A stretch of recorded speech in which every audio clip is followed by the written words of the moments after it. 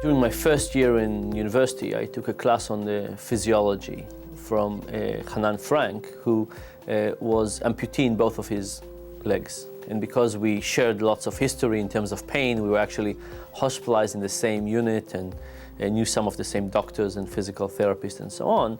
We would often talk a lot about pain, both in class and after class, just me and him. And one time I went to the dentist and I realized I didn't take Novocaine.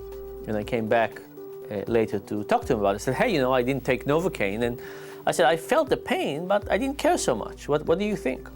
And he said he hasn't taken Novocaine. He got injured about 20 years earlier, and he said he hasn't taken Novocaine since then either.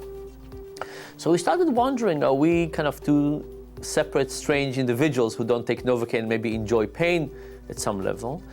Or is it the case that people like us with severe injuries actually get used to pain at some level? So we set up a little experiment in a country club for Army veterans. These are all people that were injured in the Army to some degree. And we set up in the infirmary a little pain testing procedure. It was a bath with very hot water. We asked people to put their hand up to the elbow. And when the heat became pain, we asked them to tell us, hey, it became painful. And then we asked them to hold it as long as they could before they took it out. And we measured those 2 points. When did the heat become pain, and when could they not tolerate the heat? And after we had a set of those people, we took their medical records to people we knew in the hospital, and we asked them to catalog them into people who were seriously injured and non-seriously injured.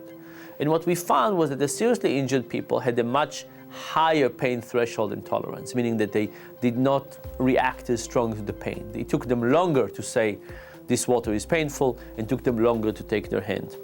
They could basically sustain much more pain. So this basically told Hanan and me that there was something about our experience in pain that got us used to pain over time. Now, it doesn't mean that we don't feel pain, it just means we care less about it. And actually, if you think about it, the process of adaptation is a very general process. Lots of stuff happened to us in life, and the question is, how do we deal with it? How do we deal with higher level of pain or higher level of activities? Now, one interesting key to that mystery came from 2 other patients that participated in the experiment. And unlike everybody else, they had chronic injuries rather than acute injuries. So, me and Hanan got injured once and then we got better. Those 2 people had injuries that were basically going to end their lives. There were acute injuries that were just getting worse and worse and worse over time.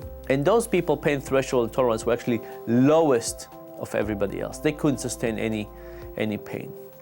And therefore, I think the mechanism is that for people like Hanan and me, what happened is that every time we have painful experiences, treatments, operation, physical therapy, bandage removal, whatever it is, we associate it with something good happening.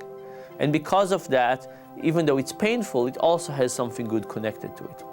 Well, people like the 2 chronically ill people we had, for them pain signals early death and deterioration. Right? So in the process of dealing with pain, the question is not just how much pain you're dealing with, but what's the meaning of that pain and what kind of signal it has. And to the extent it has a positive signal, we can actually get used to it. We can actually reduce the fear component of pain, and therefore, while we feel it, just don't feel as bad about it.